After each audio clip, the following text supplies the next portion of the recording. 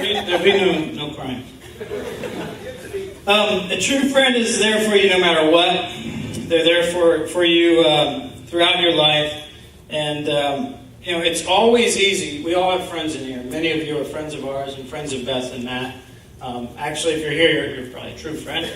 But many people that you come into contact with, hold on. It made me lose my own train of thought.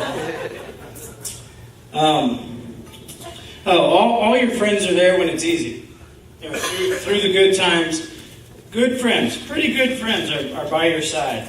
And the ultimate measure, besides all the things, besides the phone calls and the stalking and the showing up at school, all those things that I say make a true friend, the one thing that makes a true friend is if they're there for you at your worst. When you've fallen, when things are difficult, times are challenging, whoever's by your side at those times, try to reflect, look back. And if you're not keeping in contact with those people today, you blew it. Because that's your true friend. Those are the people that are there for you no matter what, forever. And even when they don't want to be there.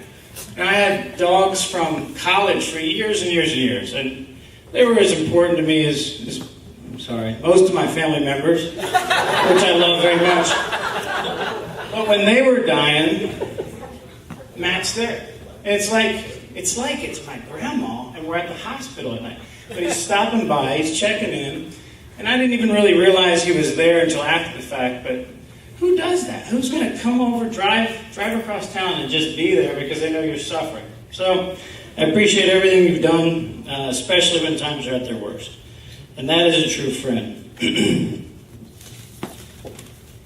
I'll skip a few pages.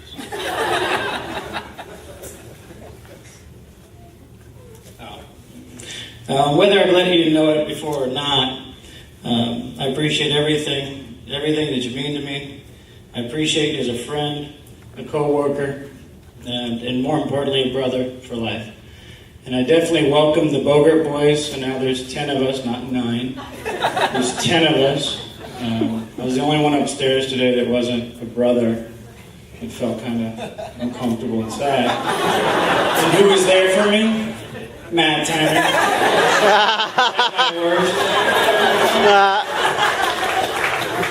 So I want to tell you that I love you. Embarrassing moments? We're going to go back to page 1.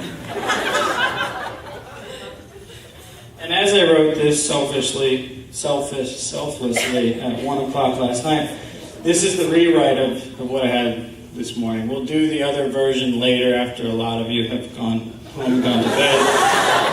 But I thought some of it sounded so good last night, and then it seemed so inappropriate this morning. And I don't know what the difference was. But a couple stories I can think of. One is this one's called Drinking Underage. Yeah, sorry about all that. But I have my ID still, and we go out to Broad Ripple, and we go to the only bar where I know the bartender, and he lets us in. I think me, you, maybe Todd Hart. Todd, were you there? Good point. Were you there? Good point. And the buddy that bartends. Danny Scott. So the 4 of us are sitting there, and they come to serve us, and my buddy pulls me aside and goes, "Hey, look, I'll serve you, but I can't serve your 12-year-old buddy." And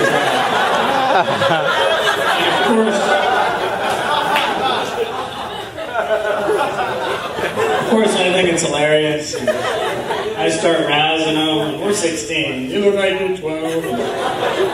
And now, 20-some years later, Tyner, the 12-year-old, has this. And he looks about 25, and it's not as funny as it was at the time when he looked like a 12-year-old kid. So going back to that night, we wanted to look older. We wanted to look older, maybe impress whatever girls came in the bar. So we order Flaming Sambucas. I don't know if you've had them. But we're so mesmerized by the fact that our shots are on fire that we're just talking about it, pointing at them, and this is crazy, and there's little coffee seeds in there. So after about 20 minutes of this glass burning with liquor in it, we go, let's shoot our shots. Well, you all know, but we're kids. We don't know what's going to happen.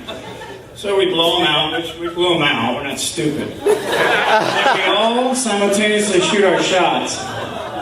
And then about 10 seconds later, after the ow and the screaming and everything else, we all have Joker smiles on our faces for the rest of the evening.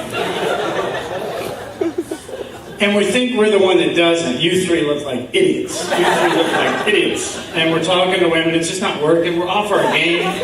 We don't know why. Until we wake up the next day, and I wake up and I realize that I have these basically 3 or 4 day long burn marks on my face because we don't know how to shoot a shot. So that was an embarrassing moment, one with 2 things in it. And then the other was, I come back from college to visit, go to my parents' house, and all of a sudden they have a boat, and jet skis. So I'm pissed off, like, why wouldn't they have this stuff when we were here? And we could use it and enjoy it. And I'm like, oh, you guys, it costs too much. We got it after you left. So I think, you're putting me through college. That had to cost money. I don't get it. So we go out on these jet skis. So we borrow the neighbor's jet ski. We have 2 that were brand new. And Eric Sessions was on the neighbor's jet ski. I'm on one. Tyner's in the middle. And we're going 65, whatever you can go, as fast as you can go. One went 66 and a half. So Tyner's like, oh, I'm going to spray Eric. He's on the slowest jet ski.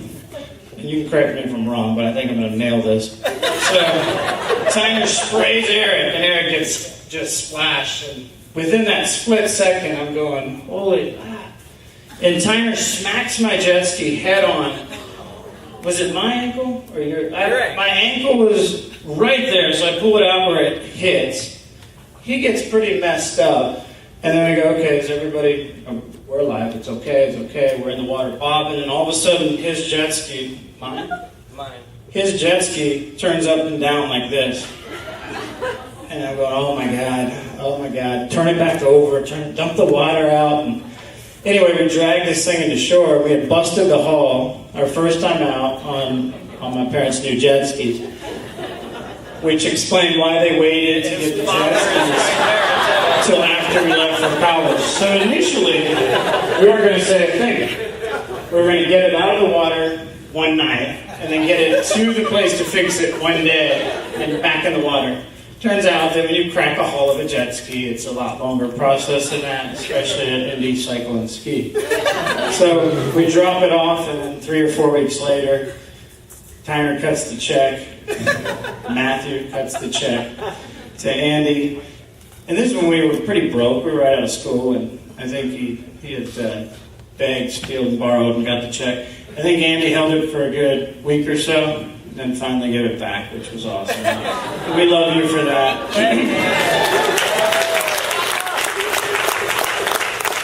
And then on those same jet skis, years and years later, I proposed to my wife, who's right here, which is beautiful. And it was a great day, and I'm an idiot for bringing a ring out on Geist. But I squeezed it real hard before I got it to her finger. Not just steal your thunder, sorry. It's your night. So those are the only embarrassing moments. There were a lot more, but those aren't so bad. So, competitive moments. You already heard about the swimming to the buoy. And my name's Prefontaine, so I'm supposed to be a runner. Nobody told me until I was older. I was just real fast. Didn't know why. Never got tired. Didn't know why. But I didn't run for a living.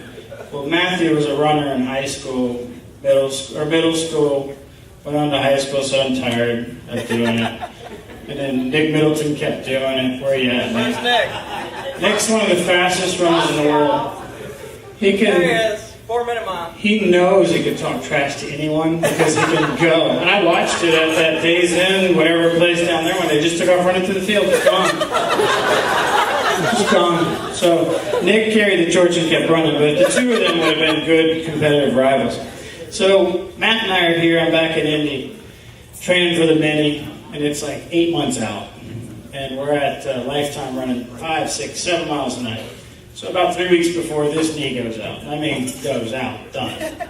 So I would start wearing a brace, and that's like, I think maybe you should quit training and see if you can run the race. And then 3 days before the race, this knee goes out. So I have these braces all over my knee the day of the race, icy hot all over me, and I'm thinking I'm fine. He's like, I don't think you should do this. I was like, you're just afraid to lose. He's like, I'm not at all afraid to lose to you. I think I'll be fine. So Matt, who has a huge heart, found out the size of my heart that day. And my whole drive, because the first mile I thought was over, I gotta stop. And then you get in runner's trance, those of you that do a stupid sport. But we do, and we're at the very last, 100 yards. We're talking, we're side by side. He quits talking at mile 3, and I don't know why. But I found out that you're not supposed to talk and run for hours because it exhausts you. So I'm talking to myself for the last hour, and I turned to talk to him, and he's gone. Where did Matt go? So I start running, and I'm looking around. I'm not going to lose the race, of course. Matt drops back because he's afraid I'm going to out-sprint him. I'm pretty contained. So he goes up to the top of the track and is running just enough to see me through the crowd to make sure he crosses the line right before I cross the line. So when I run through, I don't see him. So I'm cheering and celebrating and then falling over and crying. Matt comes up and is like, I think I finished sprinting. He goes, no, I think I got you. We'll know tomorrow when it comes out. And we both finished under 2 hours. But we were within a few seconds of each other. 8 seconds of each other. But that was one of our competitive moments. That's more fun story internally, apparently, than it is for all of you. So, how long was that? We can wrap it up. It's pretty damn funny stuff, I think. All right, we'll wrap it up. So we're going to turn it to Beth.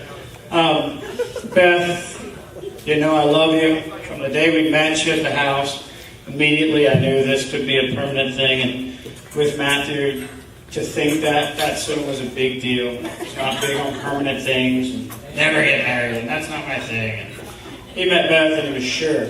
And you've been a great addition to this family. And I think you've helped round out Matt. He was perfect, as we said earlier, but he's even more perfect now. He's got you by his side. And I think that everything you're great at and everything you're okay at, he's great at and okay at the other. So you guys are now a perfect couple. So it's ridiculously perfect between these two. And I love you very much, and I can't wait to see the next 20, 30, 40, 50 years with you guys. Thank you.